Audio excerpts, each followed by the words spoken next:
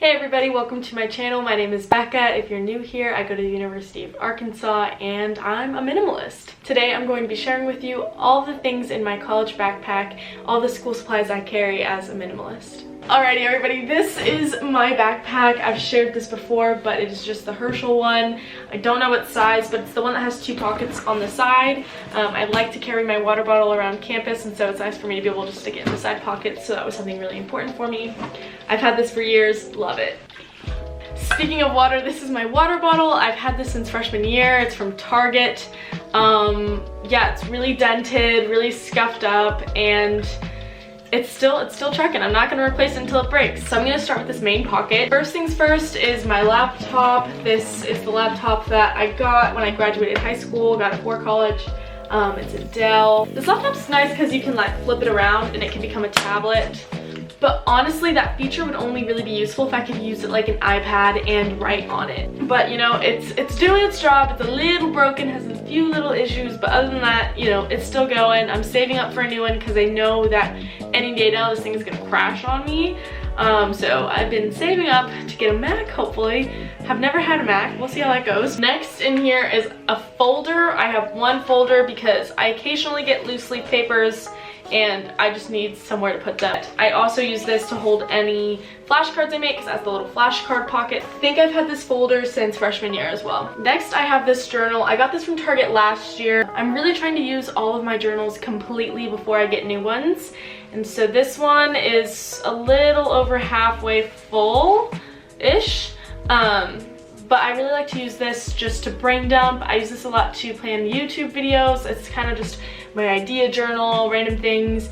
It might end up being retired because I do have a new planner that has a lot of space in it for notes, and so I might be able to put this on the shelf and bring it back down at a later date when I need a notebook, but we'll see. Right now it's staying in my backpack. Next is this notebook. This is just a spiral notebook. I actually have 4 of these, but they're all just kind of the same thing, so I didn't feel the need to pull them all out.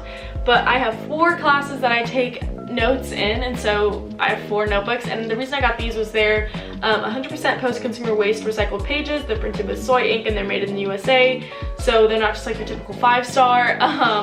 Also, they all have like a different cute print, which is something that we all did in middle school, where we had like the notebooks with the cute prints, and I missed that. I thought that was fun, and so I decided to get a cute print notebook that was like a little bit more mature. So it's fun, it's nice, like the inside is like cool, I don't know. So I'm really excited to use these, but I just have 4 of them, and they're small. Like, they're not a huge notebook, which is nice because I'm not somebody who has ever filled one of those 5-subject 5-star notebooks. Like, I've never filled one of those completely, and so my goal this year is to buy a smaller notebook that is more eco-friendly, so that way I do use all of the pages and it's not going to waste. Next is my planner. Wow, I splurged on this. This was a tough purchase for me. This is something I had to be very intentional about. I've used planners since high school. I'm somebody who needs to write things down, but there's never been a planner that I loved, and there's never been a planner that I've been consistent about using. This planner is really thick. I honestly didn't think it would be this thick, but it was like a $50 customized planner. And I made this purchase because if I'm gonna spend the money on a planner, and if I'm gonna add this item into my life, it has to be something that I'm really gonna use and I'm really gonna love, and it does everything I need it to do, which is something that I probably wouldn't have done before I was a minimalist. And so this new mindset of really only adding things that serve a purpose and like genuinely help me in my life, this was one of those items that I had to be really specific about. It's the student version from Plum Paper, so I won't go into detail about this. If you guys want a plan with me, feel free to comment that down below and I'd be happy to do one for you guys. Oh, next is my laptop charger, yeah. And then the last thing in this main pocket is my pencil pouch. I've had this pencil pouch since freshman year. It's fine and dandy, does the job. This was one of the first places I reduced as a minimalist, was in the pens and pencils that I owned. This is a really big one for a lot of people. A lot of us hoard pens, hoard pencils. We really don't need to. Just keep track of your 2, you know?